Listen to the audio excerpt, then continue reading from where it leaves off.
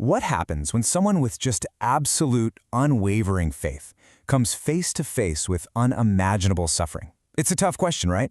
Well, today we're going to explore exactly that through the incredibly powerful story of a young woman named Amy Newhouse. Get this, this is a line from Amy's own journal. It tells you everything you need to know about her confidence. I mean, this wasn't just, I have faith. This was pure certainty. She had this deeply held belief that she and God were on the same team and that she was basically the star player. Okay, so before her illness, Amy's world was, well, it was built on a foundation of solid rock.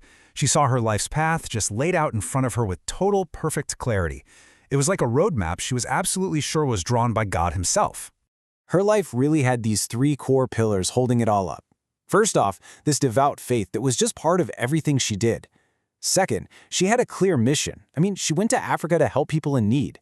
And third, she had her future totally mapped out, with her boyfriend Tyler right there by her side. For her, it was perfect. Absolutely perfect. This quote, wow, it just reveals so much, doesn't it? For Amy, her connection with God felt almost transactional, a direct line.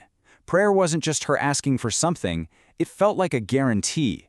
And this incredibly strong, unshakable belief, well, that was about to become the central conflict of her entire world. I mean, a life built on answered prayers, that's one thing. But what happens when the heavens just seem to go silent? When you're praying and nothing happens? Amy was about to find that out, and her whole world of certainty was about to be completely shattered. So this huge test, it didn't come as some big spiritual question at first. No, it started as a physical crisis. It began with something as simple as a cough, a strained back, and then a diagnosis that would just change absolutely everything. You have cancer. Just those 3 words. The doctor explained that there was a mass around her heart, and it was pressing on her lungs. And just like that, in a single instant, the future Amy had planned so perfectly was just gone, erased. And in its place, a terrifying and completely uncertain medical battle. And her journey from there was just this relentless roller coaster. Okay, so after the diagnosis, she has surgery, but they can't get the whole tumor. That leads to this grueling chemo.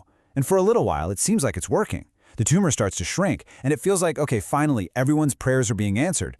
But then, the cancer comes back. And this time, it's even more aggressive. It all culminates in her falling into a coma for 10 long days. So, as you can imagine, this intense physical battle quickly turns into a profound spiritual crisis. Not just for Amy, but for her family, her friends, her entire town. All of this constant prayer without that miracle they were hoping for, it just started to feel like a deafening, divine silence. And you can really see this tension growing in the people around her. On one side, you have Amy, just desperately clinging to her belief that a miracle is right around the corner. But on the other side, you have her friends, like Jordan, who start to voice their frustration. His words, they really capture what a lot of people were feeling. Hey, if the prayers aren't working, what are we even doing? And all this prolonged suffering, it just started to wear on her closest relationships. I mean, her own sister admitted she was just tired of praying. Her boyfriend, Tyler, completely overwhelmed by the emotional toll of it all, he stopped visiting the hospital. So Amy found herself more and more alone, and she started to feel like she was letting everyone down, like she was somehow failing them. And this was her rock bottom.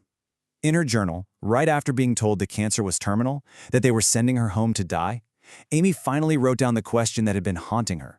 The teacher's pet felt like she had been completely and totally abandoned. But it's right there, in that moment of just utter despair, that something profound starts to shift. Amy begins to reevaluate everything. Not the existence of her faith, but its purpose. She started searching for a completely different kind of answer. And this search led her to a new understanding, a concept that she actually called the greater yes. The idea is basically this. Sometimes when it feels like God is saying no to a specific prayer, like a prayer for healing, it isn't really a rejection. It's more like an opening for a different, maybe even more significant purpose to come through. This idea, it became her new thesis. And think about it, it's a pretty radical way to reframe her whole situation. She started to realize that while her prayer to live the life she'd always planned was being denied, maybe, just maybe, another, different story was being written through her suffering. So, with this completely new perspective, Amy started looking back at her life. But this time, it wasn't with regret. It was with new eyes. and she started to see the incredible, unexpected impact her life was having on all the people around her. And this is what made that whole greater yes idea real for her. It wasn't just some abstract theory anymore. She could actually see it. She saw it in her friendship with Jordan, the kid who was an outcast at school. She saw it when she comforted Ariel, a terrified little girl in the hospital bed right next to her.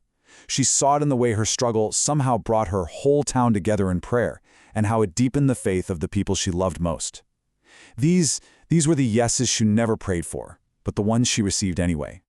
So Amy's story really leaves us with this huge question, one that I think we can all reflect on. What does it actually mean to find purpose when the life you prayed for isn't the one you get? It really challenges us to think that maybe, just maybe, the deepest meaning in our lives isn't found in getting the answers we want, but in trying to understand the purpose behind the answers we're given.